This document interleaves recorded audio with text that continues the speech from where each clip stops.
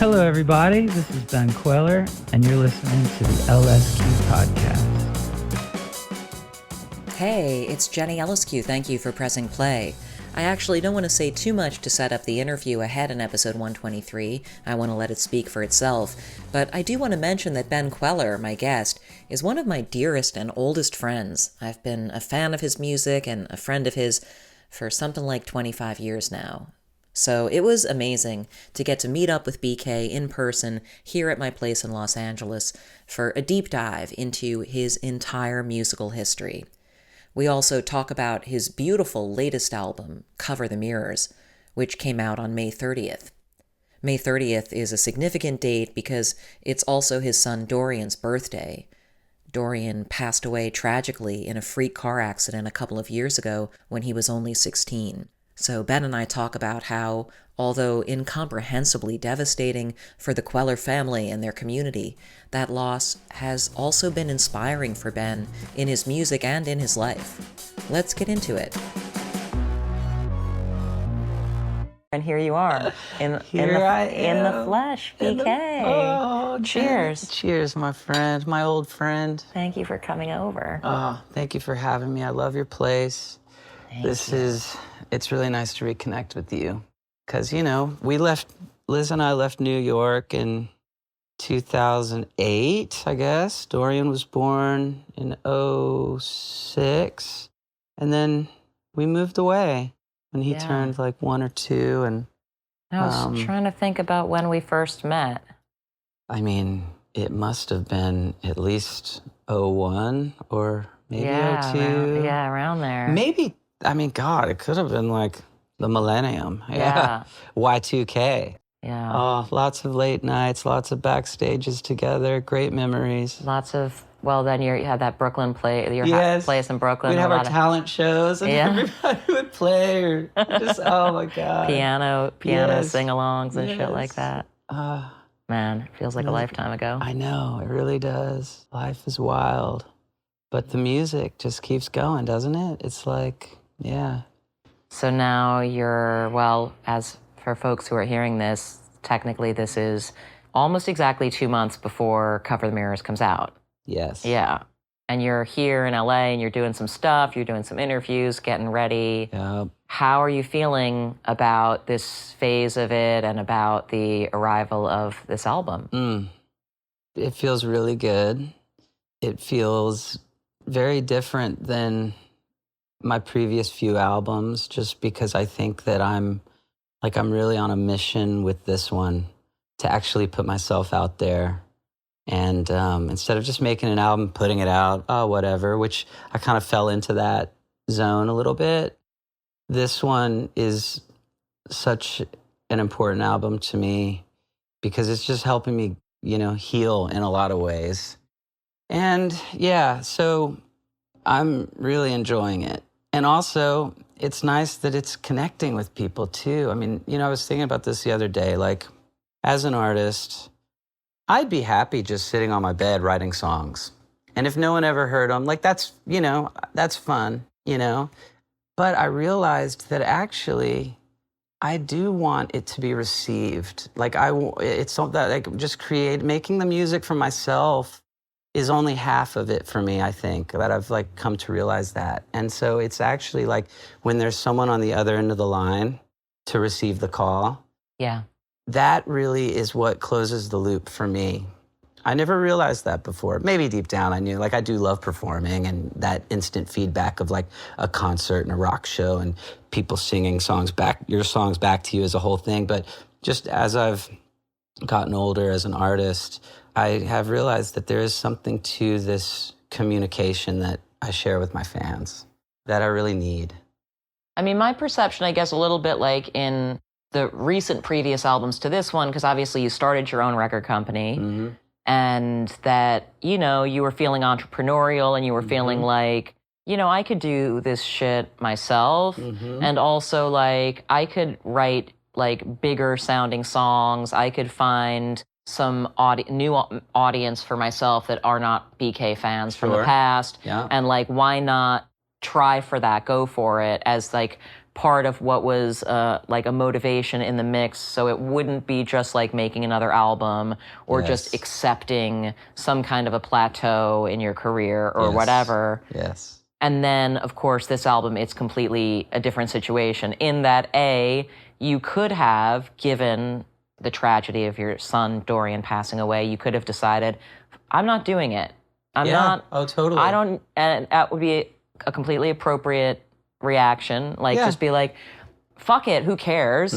Or I'll do it later down the line sometime. Right, when I'm ready. When I'm ready, or whatever that means, what that means. But my perception, just watching you share the making of the album and the shows that you've played since Dorian passed, like, that there was pretty quickly a sense of purpose. Like, once you realized that you were capable of going back to work. Yes. You know?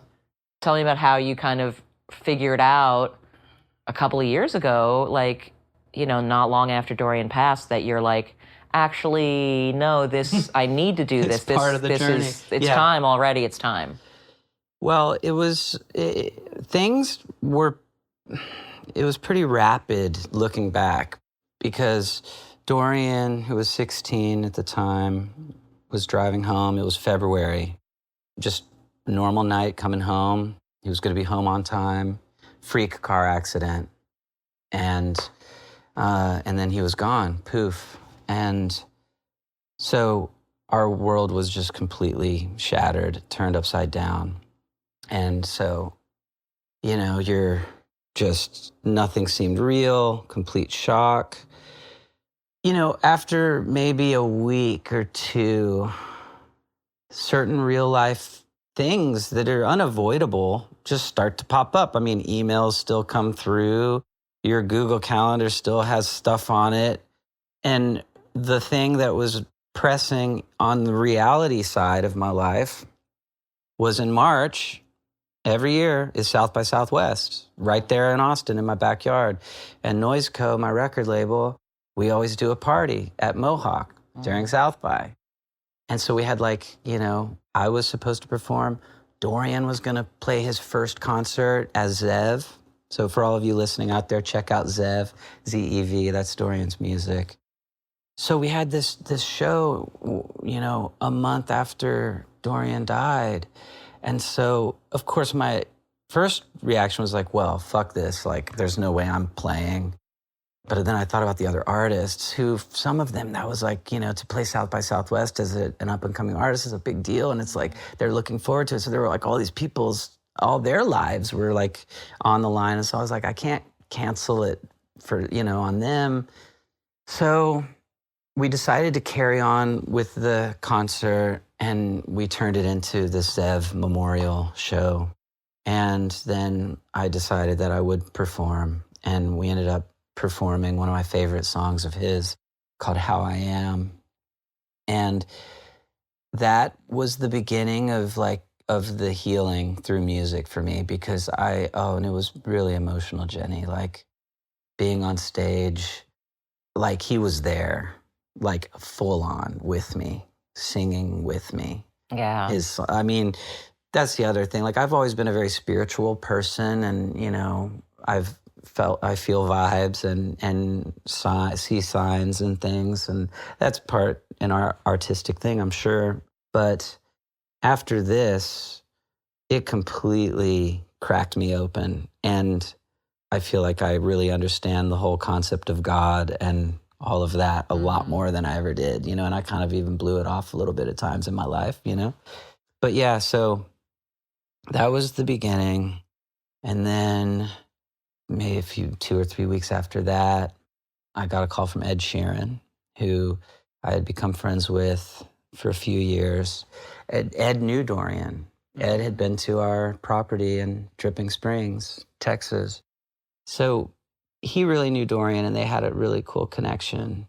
So Ed calls me and was just like, dude, you know, I know you're going through it right now. I don't know if you would want to do this, but I'm just throwing it out there. I have a tour coming up, a U.S. tour, and I'm doing theaters all around the country on Friday nights. Would you want to play, you know? And it could just be me and you open up, acoustic, whatever you want to do. And And I really was like, yeah, that could be great, you know? And he had just lost a friend of his, Jamal, who died like a few months prior to this. So he was going through his grieving process, you know, of losing a really close friend. And that was like the next layer of like, okay, you know, and that was a really interesting tour because, you know, when you're opening for someone, especially someone that big with so many fans. Yeah. Most of the people in the audience don't know who you are, you know, as the opener. And that was actually kind of nice because there was like a lot of anonymity attached to that. So I could just go out there and be an opening act instead of like, here's Ben Kweller in front of all his fans, you know? And so I didn't even mention Dorian for those shows because like, why bring down the crowd at that? You know what I mean? Like, by the way, I'm Ben Kweller from Texas. My son just died, you know, like, so, but that was really cool. So it was kind of like me and Ed were the only ones in on it. Right. And he'd stand side stage, he'd watch me, and then I'd stand side stage, watch him. And it was like a concealed emotional show. And that was like what was kind of really interesting about it, because it kind of took me back to like the beginning of being a performer as a teenager, where you're just like trying to like, you know, get the crowd going and just play the best you can and just like put it all out there without talking about it or selling yourself, you know, or explaining, you know, which is hard for me because I'm not good at hiding my emotions. And so often I just want to tell the crowd what I'm thinking at any given moment. But for those shows, I just, you know, played the music. And yeah, that was it. And that tour is what really kind of put me in the mindset to make this album, Cover the Mirrors. And so when did the songs start to emerge? So the songs, I probably didn't touch an instrument in the very beginning after Dorian died until really that South by performance. Like for a month, you know, Liz and I really didn't even listen to music. It was hard to even listen to music because it's always on in our house. And, you know, Dorian was always playing music. So it was just kind of like silent for a minute. That's what I remember. And it was, yeah, around the Ed tour that I started writing new songs.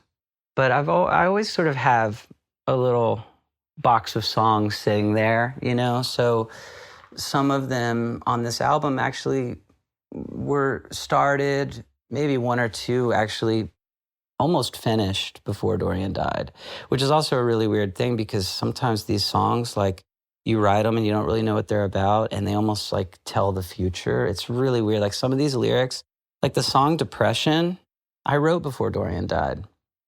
It's just kind of bizarre. But yeah, it really, I when I got home after the Ed tour is really when I sort of like was, okay, I'm making an album. And I mean, did you feel like, okay, I'm going to write about this in any explicit way? I didn't say that, but I just, at first I just sat with a guitar or at the piano and just closed my eyes and just whatever started to come out came out. That's when I get my favorite results, is when I don't try to think about the end result and just really try to get in that flow state. And yeah, I let the songs just, it's good if you just let them come out. However, and here's the funny thing though about songwriting, for me at least, is like I've definitely sat down and be like, all right, today I'm going to write a song about this and that, you know, and you really start trying to work it. But then it always turns out to be some whole other thing. Like it's hard to stay on narrative. Yeah. And I can do that. Like right, if I go to Nashville. It's probably restricting anyway. It is. For like Ben Kweller music, I prefer to just kind of let it flow.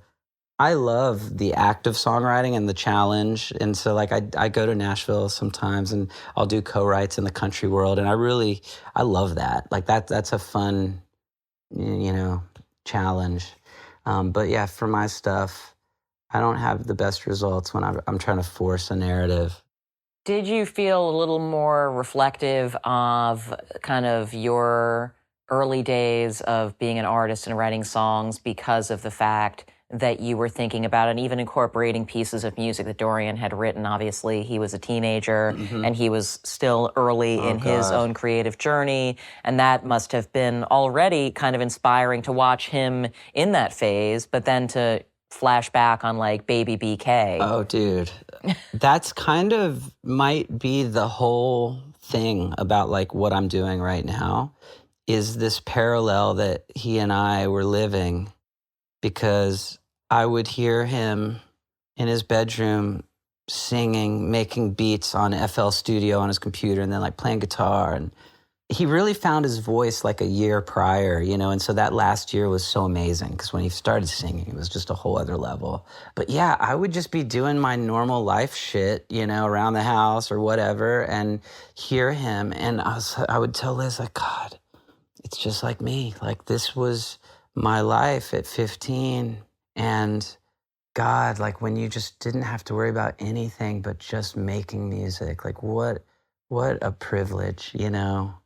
And I was like, I really got to just like get back to that where nothing else matters, because, you know, it's like life just starts, all these layers start building on top of each other, and you have responsibilities and just mundane life activities. And Dorian didn't have to worry about any of that. So it really inspired me. And so I think in his honor, I'm really trying to like be like him, you know? Yeah. Yeah. Be like Dorian. I mean, that's a thing. That's even like a thing that like all of his peer group in Austin, they always say like be like Dorian, you know? It's like a holy thing. Live like Dorian is like a thing, you know? So yeah, I think that's a big part of it. You hit the nail on the head. And so if we go back to Baby BK. Let's do it. Baby BK. Aw. I mean, okay, so you mentioned being 15, when you mentioned that sort of point, but if we go back further than that. Oh, yeah. Mm-hmm. What was the first, how old were you when you first were like, where you felt creative, when you felt either like that music was important to you or just that you had a creative urge? Yeah. Well, the very first music moment for me, which I don't talk about a lot, because I usually talk about the first time that I like really started writing the music, but you just gave me this memory. And I really know about it because there's VHS of it that my dad took, you know? So like, I don't really remember this, but like having like Born in the USA playing and me pretending I'm Bruce Springsteen at like 4 years old. That was my first concert. Born in the USA tour, Reunion Arena, Dallas, Texas, 1985. Wow. First concert. Great first concert. And I mean, he was my hero when I was 4. Now, the reason Springsteen was playing all the time in my house is because my dad grew up with Bruce's guitar player, Nils Lofgren. So they were friends in high school. My dad was Nils's first drummer. Oh, wow. So they had a band in the 60s called the Radical Five. They were a 3-piece, but it was called the Radical Five. And see, that was psychedelic, you know what I mean? And yeah, so, if you're stoned enough, it looks like there's 5 of them. Exactly. So they thought that was really cool. You know? And so Nils, you know, and my dad always remained close. And so when Nils started playing with E Street, whenever they would come through the Dallas area, we would go to those shows. And so Born in the USA tour, that was my first concert. So, and Nils did this thing where on the end of the headstock of his guitar, he would have like these like strips of fabric, you know, so when you played, like the fabric would like, you know, go around like kind of like color guard or something, or like a football game, high school football game. And so of course, like I had a toy guitar and I made, you know, these strands hang off mine. So I wanted to be like Nils, really. So that's like the beginning of like music getting in me and making me move and just like, oh, this thing, like what is this magical thing? Then when I was 7, my dad got the drums out of the attic because my dad was a drummer. And he set up the drums. He said, Ben, I'm going to teach you how to play a beat. And then my dad would play guitar. I would play drums every day when he got home from work. And we'd play the Beatles and Hendrix and the Hollies, a lot of British Invasion, and some Nils Lofgren solo records, cover songs. And so we had like a little repertoire of 8 songs or so. And so we did that for a few months. Then I learned Heart and Soul on the piano, saw the pattern of those chords and how they just kept repeating. And so I changed up the chords to form something I'd never heard before. And so I wrote my first song. And so I would write about girls and love because that's what the Beatles sang about. So I figured that's what you sing about. And I'm like, this is 8. You're right. I was going to say how old. Yeah, 8. Yeah, I'm like 8 years old. And so I would like, you know, do that all morning, play piano, sing these sweet little love songs. And then I'd run outside pretending I was Rambo, Right. or whatever, climbing trees. And my mom would have friends over and she'd yell out the door, Ben, come in and play us some of your love songs. And so I'd be like, all right. I'd jump down out of the tree, I'd run into the house, and they'd sit around the piano drinking their Bloody Marys. And I would like sing my little love songs, and they'd just be crying and be like, how does he know about love? And I didn't, because I listened to the Beatles. And so that was the beginning of songwriting. Yeah. And that was my favorite thing. And so the piano was my thing for a few years. And I took lessons, like they were like, well, we should get him piano lessons. And I went through every piano teacher in my town. Like there was like 6 piano teachers in Greenville, Texas. I went through all of them because they were just like, he won't practice. But it wasn't until the last piano teacher, Judith Abbott, who was like, okay, because all I did was play piano all day, but I never wanted to play the shit they wanted me to. And I couldn't read music. It was just like, I just wanted to make stuff up. So Mrs. Abbott, my last piano teacher, would let me make my own renditions of like Let It Snow for the Christmas recital, So she like saw my potential and kind of let me do my thing, which was cool. Yeah. And then, guitar at 10 and heard Nirvana at the fucking skating rink. And that was really kind of the moment where things really changed. And I was like, okay, well, I need to start a band. You were the right age for like angst to be entering totally, the equation. I was anyway. like 12 probably at that point. So it was really like, okay. So I always say, the Beatles made me write songs. Nirvana made me start a band. That's the beginning. That's the origin story of Ben Kweller, which isn't that, that's probably me and like hundreds of other artists today, So you started a band, you were 12 or 13. Yeah. And I mean, at that point, obviously, when you're 12 or 13, you don't know your ideas about your future adulthood or random as hell, or you don't have any concept. But no. Did you already have this idea like, this is it, I'm doing this, don't try and convince me to have a backup plan, this is going to be the thing. Yeah. I was so motivated and determined. And so I had, I met a few different musicians. We had different band names, and eventually decided on the name Radish. And great name. Hey, it worked. And it was really because I was at this party, like some kid's birthday party in Dallas, and there were a lot of kids that I didn't know there. And there was this boy named Arash, and everyone called him Radish. That was his nickname. And I was like, dude, that's such a great nickname. I'm going to name my band after you, Radish. So that's really how it came to be, the band name. But then also I loved that it's like, they're kind of rad. It's like, ish, Radish. It's Radish. And you were the singer. I was the singer and guitarist, and we were a trio because that was the other thing. It was like, well, gosh, I loved Hendrix and the Experience trio, and then Nirvana. And I was like, okay, like the bare necessities, like a chair only needs 3 legs. So, so for me, I was like, okay, drums, bass, and guitar. Like that's all we need. And just one of those things, like those soulmate connections in our lives. There happened to be this boy in my town, John David Kent, like one of the best drummers I've ever met, like happened to live in this town, and we linked up. And so he was the drummer in Radish, and it was hard to find bass players that would stick, but classic problem. Yeah, exactly. But I was so motivated. So like, we wanted to play gigs. And Greenville was in a dry county, which is a thing in Texas, like no booze, no bars or anything. So I would look in the yellow pages for places that we might be able to get a gig. So like I would call like the bowling alley or the putt golf and just be like, hey, like I have a band. Can we come set up and play? And they're like, no, this is like a bowling alley. But I found this place called Chauncey's Place in my town, which was a pool hall, billiards. I was like, hey, my name's Ben. I have this band. And I was like maybe 13 now. And I said, I have a band. We're called Radish.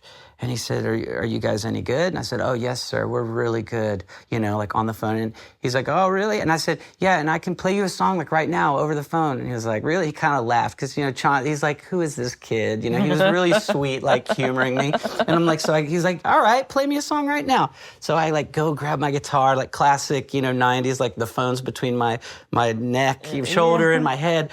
And I'm like holding my guitar and I sing him a song or a verse and chorus or whatever. And he was like, that is really good. All right, I'll give you guys a show next Thursday. You got a gig. And I was like, oh, thank you. And so that was our first gig. That was in 1994. I still have the flyer. Radish's first gig, August 1994. And I'll never forget it. And it was, Chauncey's place was so fucking cool. Like, no one really knew about it. It was just, really like our parents and friends came to the gig. Maybe there was like 5 or 6 people at the first gig. But then it started becoming a thing in our high school. And like Chauncey's place became like this sort of teen center hangout because they had the pool tables up front and then this back big room with the stage. Wow. And so that was it. So we did that. And then I was like, okay, well, we need to we want to play in Dallas because Greenville's an hour from Dallas. So that was the pinnacle would be to go to Deep Ellum, which in the 90s, that was our scene. That's where like Edie Brickell came out of. She was like the first to come out of the Deep Ellum scene.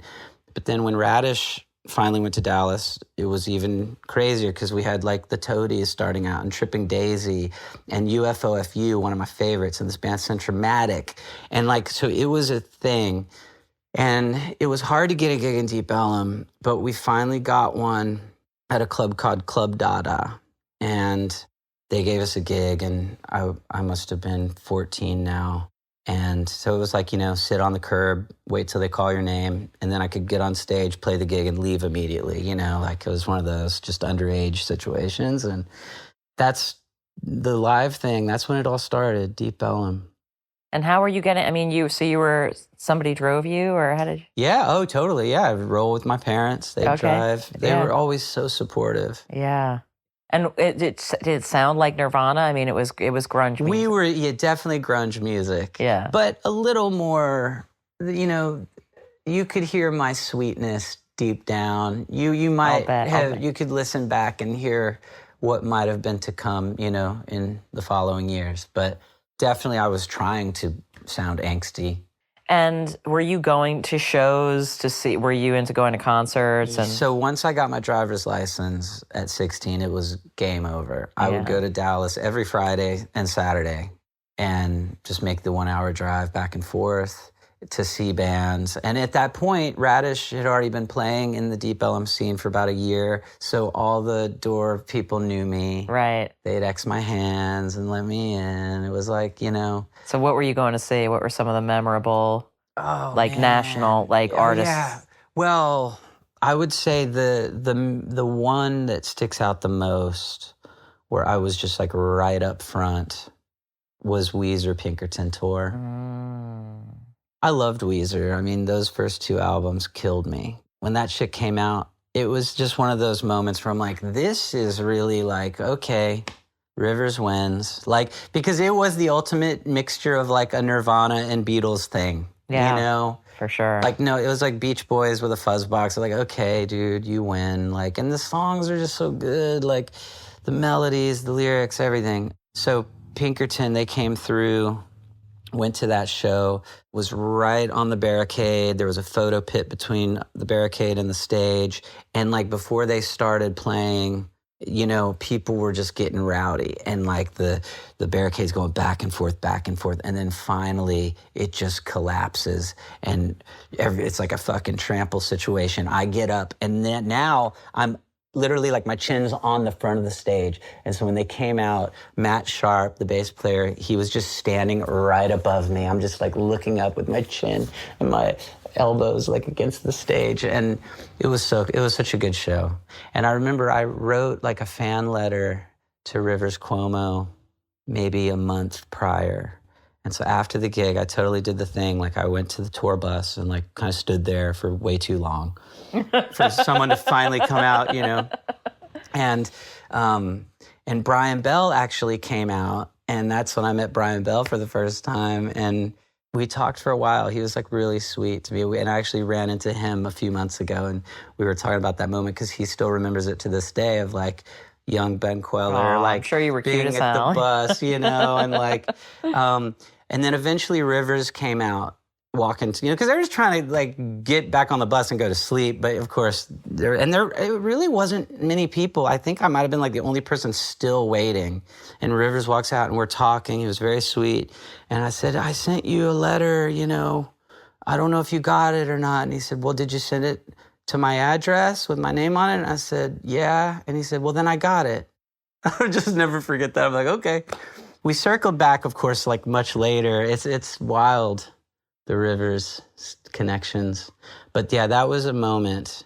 That's the concert that's kind of burned in. But then lots of local bands. I mean, it was mainly local acts, you know. But when you're, sorry to interrupt, but when you're seeing Weezer, are you thinking like, I'm going to do that? This is...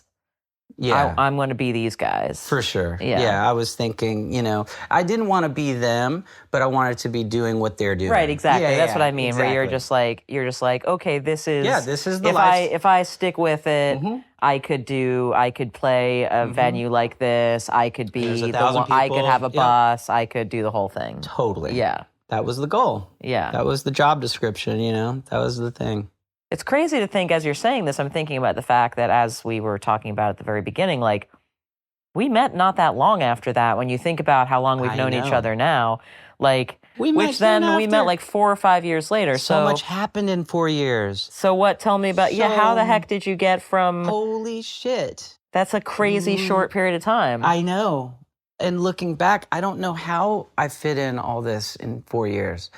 Well, at some point between playing in Chauncey's place and, you know, Club Dada, we needed to record something. Right. So I called the local music store in my town. And you know, and that's the thing, like I was always like very enterprising, like unafraid to just reach out to people, introduce myself. Hey, I'm trying to do this. Can you help? Do you know any, you know? Yeah. And so I'm like, I want to record something. Maybe the music store knows a studio or something. So I called McKay's Music in my town to sell guitars and stuff. And I asked them if they knew a studio. And they said, yeah, actually, we know this guy named Martin Baird. He lives in Dallas. He's got a great home studio. You should give him a call. So I called Martin, gave him the whole Chauncey speech. Hey, my name's Ben. I got this band called Radish. We really want to record. What's the deal? And so he's like, yeah, come on down. Here's what it's like, $20 an hour or whatever the thing was back then. And we made a cassette.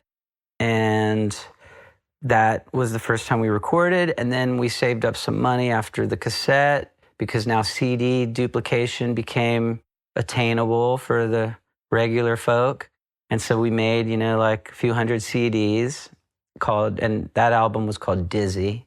And the album cover was us three behind bars because we thought that would be cool. And where am I going with this? Oh, because from that moment, I'm thinking, okay, well, who do I know that I can like send this stuff to? Nils Lofgren is the only person that we know in doing what I want to do. Yeah. So I would send Nils like all my music. So like the cassette and then the first Radish cassette and then the CD, Dizzy, Behind Bars. And Nils was always so sweet. And like, I'd call him on the phone, like, you know, did you get the music? He's like, oh yeah, Ben, like, it's so good. Like, keep going, bud. Like, this is great. Like, he was so supportive, you know, and I idolized Nils. And I think, and for all you listening out there, Nils Lofgren, such a great artist. I mean, he's known as like this ripping guitar player, one of the best guitarists ever, but he's got such an underrated solo album catalog going back to the late 60s with his band Grin. But Nils always would go between guitar and piano. Mm-hmm. And I really think that's a big reason I do that. Because I just, in my mind at like 8, 9, 10 years old, that's what you did. Yeah. It's like you write songs about love and girls because the Beatles did that. I'm just like seeing what's around me and absorbing it, right? And so with Nils, it was like, okay, you write like sweet piano ballads, but then you write a rocker on the guitar. Like that's just, you know, that's it. Like Neil Young too. Like, you know, that's just kind of in my mind. So I think that all shaped me. So I'd send my music to Nils and eventually it was the CD and he was making an album with a producer named Roger Greenewald. And Roger was walking by the coffee table, saw the CD of these 3 kids behind bars, was like, who are these kids? And Nils said, that's my friend's son's band.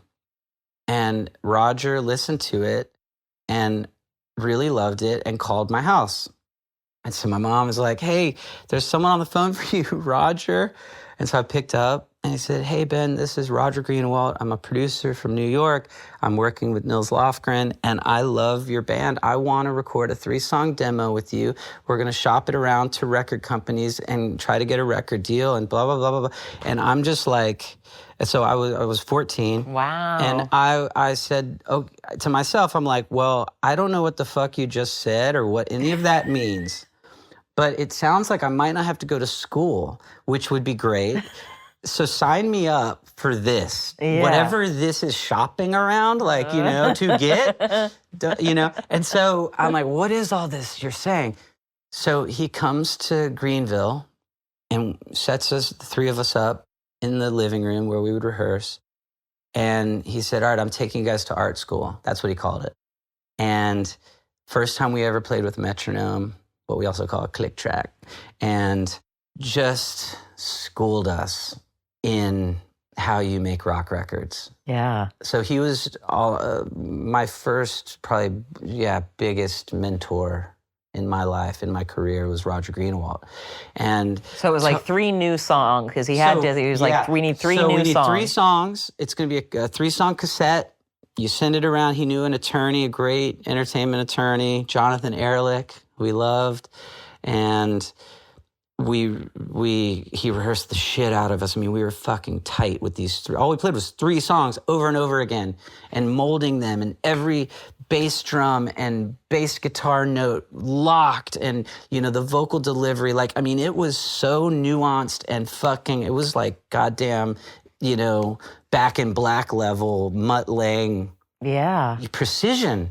And that's what, like, it was the 90s, and so, like, because then to go and record, it's a tape machine, there's no Pro Tools or Logic. Oh, let's nudge it. Like, there's no nudge. No, okay, re-record it. Yeah, like you're burning through tape. Exactly. And so we went to Maryland because Roger had a friend with a really nice studio there, some great equipment. We recorded the 3-song demo, and he sent it to Jonathan Ehrlich, shopped it around, whatever that meant. And next thing you know, like, all these record companies are like calling the house. Can we talk to Ben? My parents are like, who is this? And it was a storm of excitement in the music business at that time. This was like 1996. It was wild. So then it was like, well, we hear he's 15 years old, so we need to see if he can really do this. Like, we love these recordings, but, like, can he perform? And so we had to go to New York City to do the showcase. So then that's the whole other thing. The big showcase. Where was the showcase? Well, I'll tell you. So it was 3 of them. Friday night, my first gig in New York ever at CBGB's. Nice. Classic. Nice. Saturday night, Coney Island High.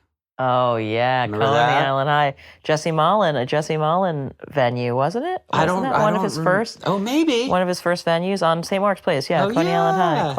Classic. Is it still going? Like, I don't know. It's not. Gone. Yeah, That's what I was thinking. And then Sunday night at Don Hill's. Oh, hello, going back. Hello. So, yeah, I mean, what they tell me happened was Friday night was like all the A&R guys from the record labels came to Friday night after the show, called their bosses, which would have been like head of A&R, and said, hey, you got to come see this band Radish tomorrow, Coney Island High.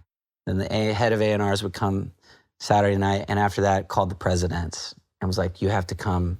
Like, it all really, if that was planned by Roger and the attorney, like, I have no idea who orchestrated all this, but it really worked. Yeah. Because by Sunday night, they said, like, oh my God, we haven't ever seen this, where like every president of every major record label was in the audience, And like, I was just fearless, just doing my thing. Like, look, I would be mortified today, like having so much Well, you didn't context. know. I didn't know what I didn't know, and it was great. And see, I want to get back to that. Yeah. And that's where the whole Dorian thing, it's just like, that's what I mean. Like, hearing Dorian in his room, just free that was me, and we should all try to get back to that, because we learn too much. And it's like great to learn and you get wisdom, but then there is sort of that ignorance is bliss thing that is real. But yeah, so anyway, long story short, we went through a lot of craziness and then eventually signed with Mercury Records. Danny Goldberg was the president. I loved Danny. He managed Nirvana. That meant a lot to me. So we signed with Mercury, put out an album called Restraining Bolt, which actually did really well in the UK. So we did a lot of touring overseas.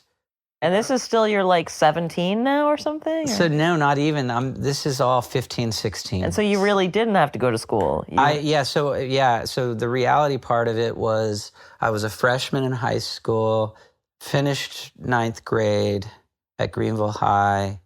The record deal happened. Then I was contractually obligated to go on tour. So I'm like, great.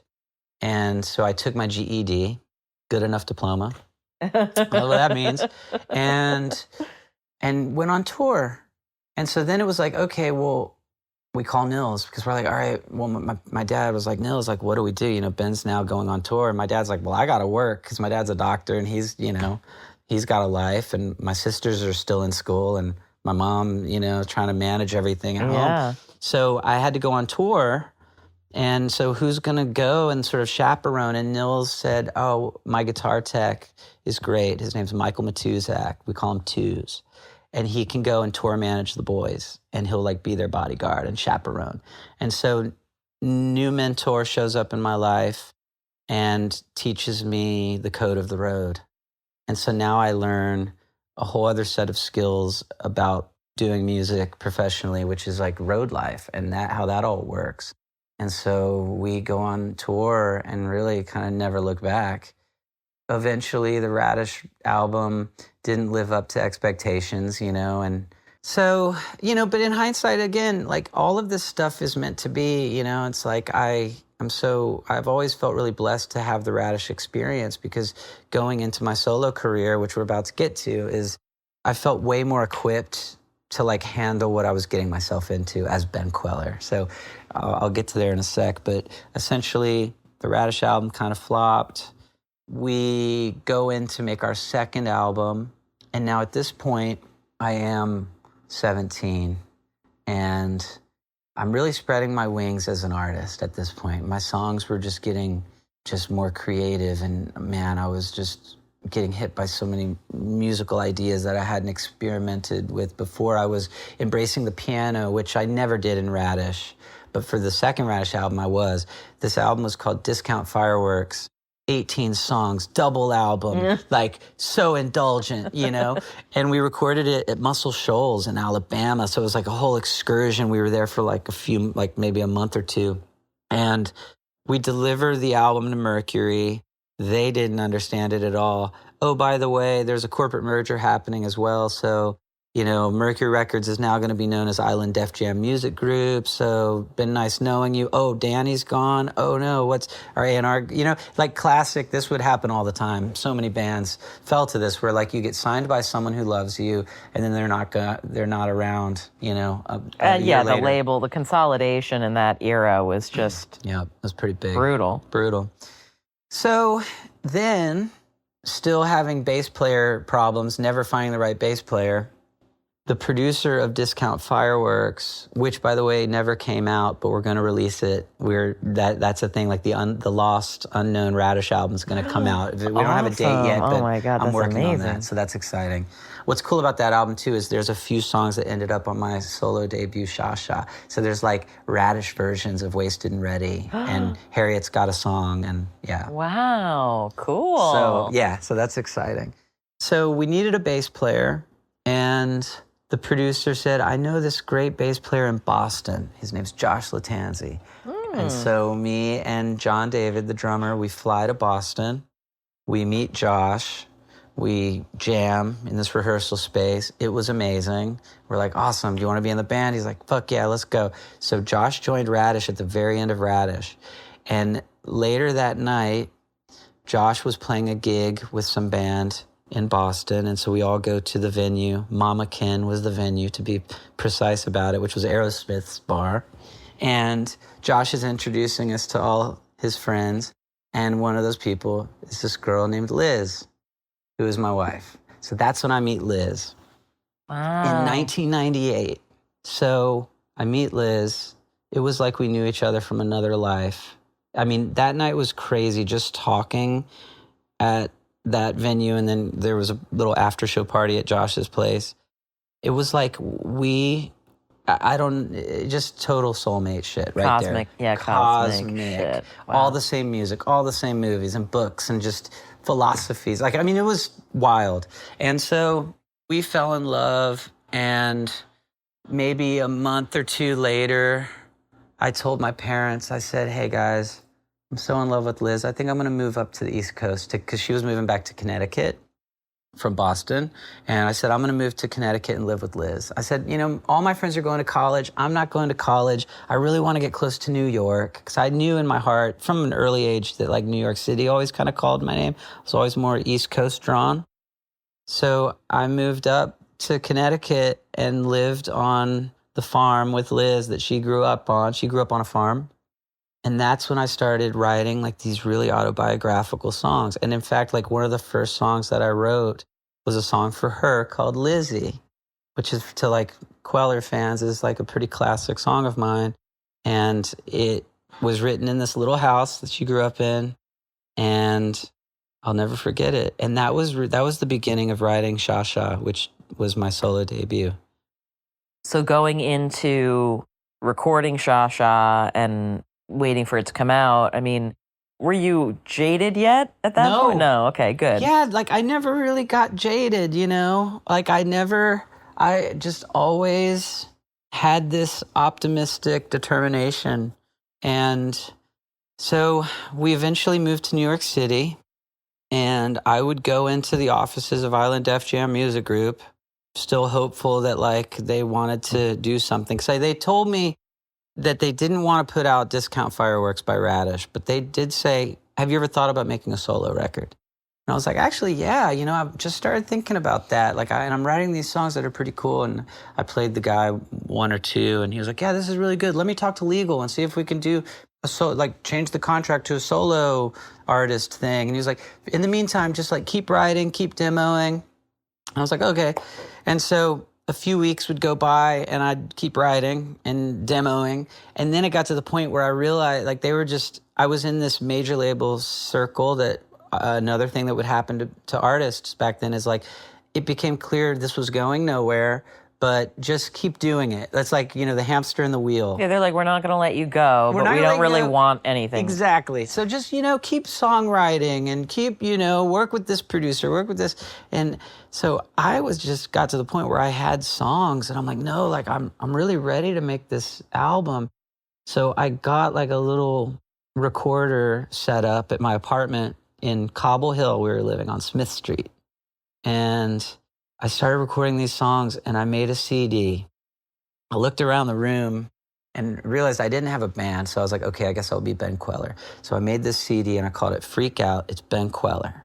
And I made like, you know, 300 CDs. And I started playing shows in the Lower East Side. And I would sell my CDs, you know, whatever. And I got a call one day, voicemail, Ben, this is Evan Dando calling. I just got a copy of this Freak Out CD, man. It's like, I can't stop listening to it. Give me a call back. Okay, bye. And so I was like, oh my God, Evan Dando just called me out of the blue. How the fuck did he get the CD, you know? And for me, I idolized Evan, you know? He was like number 2 after Kurt Cobain for me, you know? Like, he was like, I would watch Lemonheads on MTV. I mean, oh my God. And I actually, in some ways, like it was a little more me than Nirvana was, because it was a little more melodic in more of a traditional sense, you know, and a sweetness to it. So I was starstruck. And up until that point, the only people that really were recognizing my talent or like, you know, giving me any kind of props were all suits and like business people.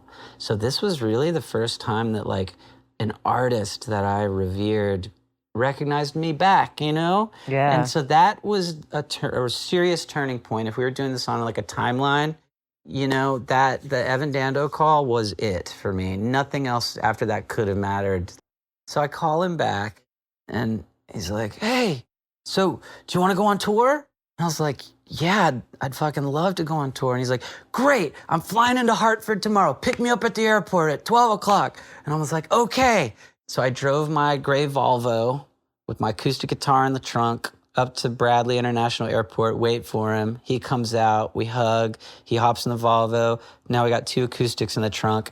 And then we begin just touring up and down the East Coast. And it's like, I'm like thinking, who the fuck's booking this guy? Like, he's gigging all the time. And so like the first year as a solo artist, all my first shows were opening for Evan Dando. It's like all my first fans were Lemonheads fans. Wow. Meanwhile, this thing called Napster is happening, which for me was, you know, timing is everything, right? And it's so like, think of someone like Lars and Metallica who hated Napster. Well, for me, I fucking loved Napster. Not only did I love it as a consumer, like trading never before heard Beatles demos and things, I loved that. But as an artist, people would come up to me after the gig and be like, dude, I came to see Evan, you know, never heard of you. So I downloaded a few songs before the gig and I was able to sing along. You know, I really like your stuff. So it was really a way that I built a fan base, was thank you to Napster. So that was a big deal, was the Evan connection. And then people like Jeff Tweedy, Juliana Hatfield, all these other artists that I just loved started calling and being like, hey, I'm doing this show, will you open, you know? And then started playing more shows in Manhattan, and then this band, The Strokes, is starting out, and then I meet Adam Green from the Moldy Peaches. Well, I meet Adam because Kimya Dawson was selling merch at the Mercury Lounge. I was playing a show like on some big bill with all these bands, local New York thing, and this really rad chick is like selling merch named Kimya, and we're just like hanging out, and she's like, well, first of all, the Freak Out It's Ben Kweller CD is a black and white photo of my face with a rainbow. And she's like, you gotta meet my friend Adam. And so she called Adam Green up and is like, dude, you gotta get down here and meet this guy Ben. And so he's like, all right. So he comes down, and Adam had a CD at the time called Garfield, and the album cover was a black and white photo of his face with a rainbow. So it was like we made the same album art and like we instantly became besties, and it was just like this scene just started building, and one thing happened. He was kind of your age, wasn't he, yeah, Adam? Yeah, same age. Yeah. So what happened next as far as like record label stuff was, I was doing a gig, me and Evan and Ben Lee were at the Village Underground, and this really nice guy walks up and says, hey, my name's Michael McDonald. I just started, not from the Doobies, different Michael McDonald. Said, I just started this record label with Dave Matthews. It's called ATO Records. And we'd love to sign you. We want you to be like our first worldwide signing. He's like, we just licensed this album by this artist, David Gray. You'll probably hear about it soon. Like they were just like prepping that kind of a big hit on their hands. Hello. And I was like, this sounds amazing. Because meanwhile, remember that Island Def Jam thing? That just wasn't working. They didn't see it. And that was fine, you know, all good. And so the day that we somehow were able to sign paperwork to get off of Island as Radish, I was able to sign on to ATO Records as Ben Kweller. And that was like the next sort of, now I had backing and like a platform and people in the biz that could really, you know, work with me and help. Because I didn't, you know, back then it really was, the barrier to entry was huge. There was no TuneCore where you could just get your music up on all the platforms. You know, you still very much needed support, you know. But I mean, Sha Sha did well. I mean, in the indie world, I had been hearing about you from our mutual friend, aforementioned Steve Rabowski, friend of Michael McDonald, Yes, and that must be how he for sure heard about you. Because ATO had a deal with RCA Records. Okay. And so there was some threshold, like where any artist ATO signed, after they exceed a certain amount of units, you know, a few 100,000 records or whatever it was, the next album, RCA got dibs to be able to like put it through their channels. Right. So it was for my second album, On My Way, it was called. where Steve became my A&R guy. And so RCA and ATO did like a collab release for That's right. So that's what I was thinking, because albums. it was the same thing with Rough Trade. That's what I was thinking, Rough Trade. Right. It was that, you would like and so right. So that was how things like, I feel like the Kills or whatever, like ended up in the Rabowski sphere. So for listeners too, our friend Steve Rabowski, amazing, legendary dude who I became friends with because he signed the Strokes to RCA, and since I was a supporter of theirs early on, and we bonded and became friends. And so then Rabowski would we would tell each other about stuff. He would be like, he told me about BK. He told me about when a couple of weird kids from the South came into his office, henceforth known as the Kings of Leon, and he would just be like, you got to hear this thing I just heard that I'm trying to sign. And yes. I mean, I'll never forget when Steve Rabowski played me and Julian, Kings of Leon, sent us both they had like this cool little EPK. It was like 3 brothers and a cousin. It was like the Beach Boys, and I was so blown away. And Sha Sha was already doing really well. And they were just starting out, and I had a tour coming up. I was like, well, do they play live yet? And he was like, well, the bass player's only been playing for like, a few months. I'm like, well, can they come on tour? And so their first tour was opening for me. Oh, wow. And like, they could barely play the instruments, but it was so good. Because Jared was only like 15 or something. I know, just a baby. So I could relate. I was like, this is sick, Yeah, and then they'd open for the Strokes. Then me and Kings would go open for the Strokes, and it's just I was at fun all time. of those shows. Yeah, you were. Yeah, I was. God. What a crew. And did your process, just your writing process, change at all once kind of after Sha Sha, once you were sort of like, okay, you start to get a sense of what you think is what people like about what you're doing. Right. I didn't fall into that so much, luckily. If anything, maybe, and for better or for worse, like if you listen to my first 4 albums back to back, they're all very different from each other. Sha Sha is definitely me saying, okay, here I am. This is what I'm all about. I'm going to play you like a sweet, beautiful sort of throwback 70s piano ballad. Now I'm going to hit you with like a really fast sort of punk rock jam. Oh, here's like an acoustic folk number. So I really kind of spelled it out. I'm like, I'm kind of all about a bunch of shit, and it's pretty eclectic and like, whatever, here you go. Second album, we had been on a world tour, just touring around the world on Sha Sha, so I had a really tight band. And so I wanted to capture that. So that album's like very garagey and very just like, we didn't even wear headphones in the studio. It was like we all stood around the drum kit and just played, and I just sang, could barely hear myself singing, and we captured that. Then the third album is me in the studio alone with Gil Norton, the producer, and I played every instrument, from drums to bass to guitar to piano to glockenspiel to percussion, all the vocals. Like, so that was a whole other thing. That album is one of my favorites. So they're all like my favorites because they are so different, Yeah. And, that one's special though. The third album, that was a self-titled album. I called it Ben Kweller because that's really all it was. Liz was pregnant with Dorian, and that album was sort of like the most liberating album, but also the most lonely album because I was all alone. And then the fourth album was called Changing Horses, which as a songwriter, I said before, it was like Beatles and Nirvana were like the 2 things for me. But growing up in Greenville, Texas, when you walk through Walmart, you're hearing Garth Brooks overhead. So there was this country influence that was always in me, but I would never let it show in Radish because that just wouldn't have been right. But as a solo artist, I realized one day, like, God, I got 10 songs in my sketchbook that are all country songs, and they're really good songs.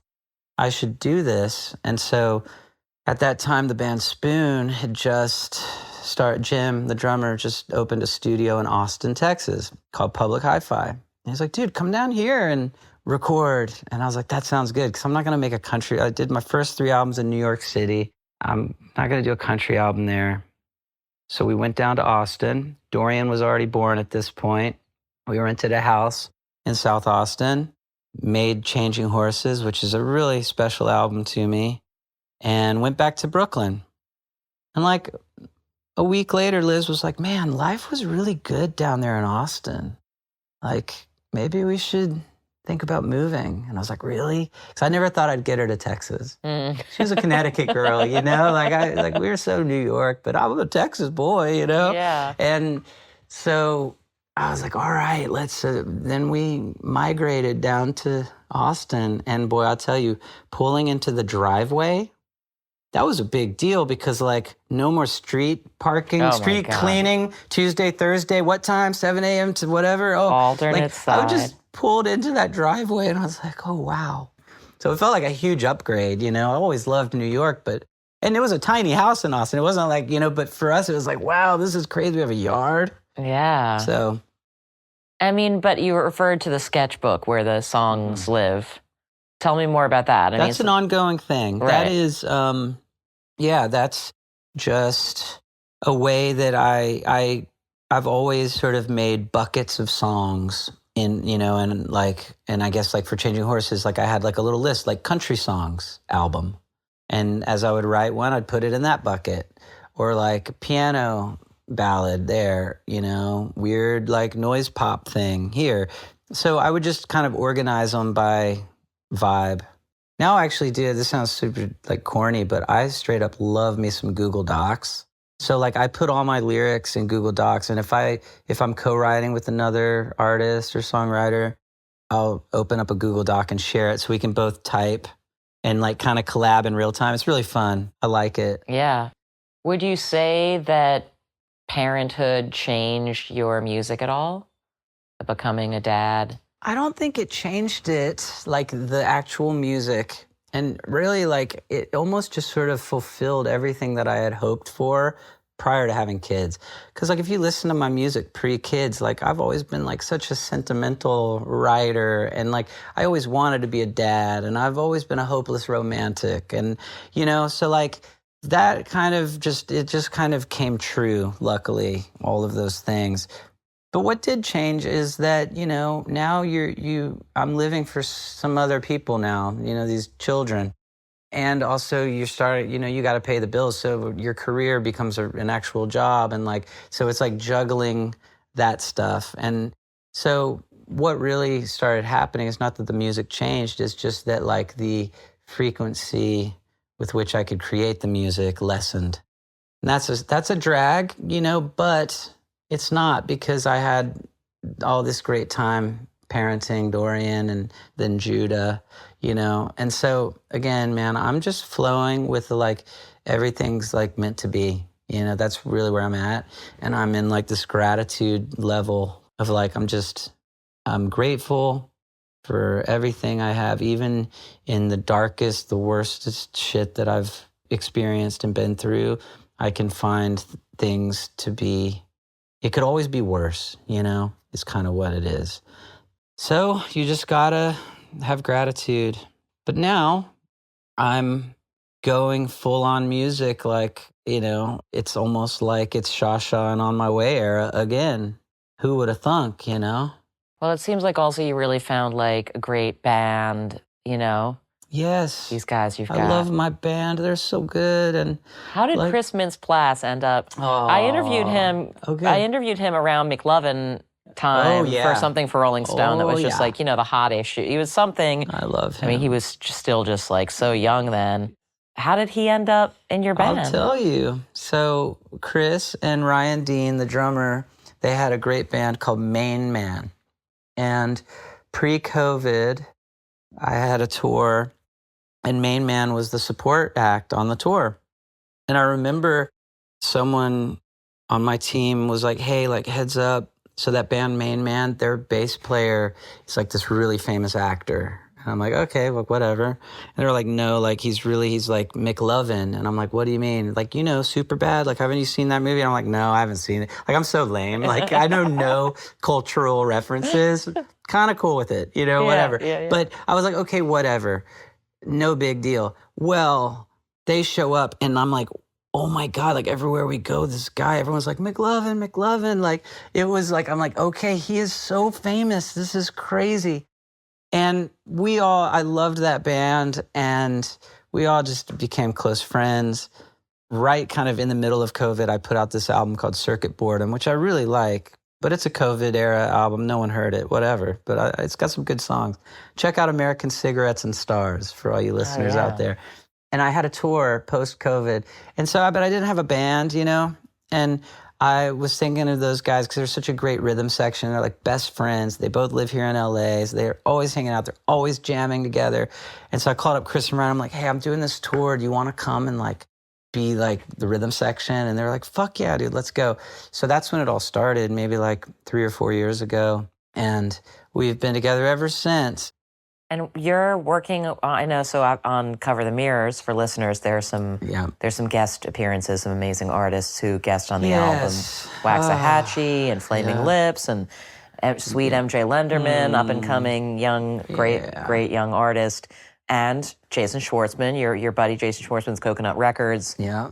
And I understand are you working on a Coconut Records album? We are. So me and Jason, we've been writing and preparing a Coconut Records album, the follow-up to Davey, like 13 years later, which I've been talking to him about. I mean, it's like he wants to do it, you know, deep down, like he's been wanting to do it, but I think he's just needed someone to just sort of sit with him and sort of like be like, all right, man, we got this. Like, we're going to do this. Because he just kind of can go in circles about like, well, is this song done? Or like, when is it finished? Which is always the hardest thing, you know, like when do you stop putting the paint on the canvas, you know? Yeah. And like just he's so humble. I feel like he's just like, he's such a humble dude that my supposition about why he hasn't done more Coconut Records stuff has been just that he's almost too humble to make another record where he's sort of like, does anyone want me to make another? No one wants to hear this. It's like, yes, they do. They Come on. They love it. It's like some of the best music, the Coconut Records stuff. And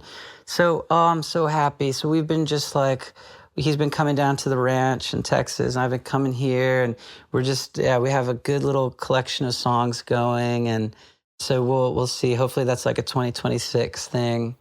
And, you know, having friends feature on these songs is also just sort of part of the whole aspect. Like after losing Dorian, the first thing Liz and I noticed was like, God, this is all about community. I mean, our local community in Dripping Springs and in Austin just like wrapped us in love and helped us stand when we couldn't.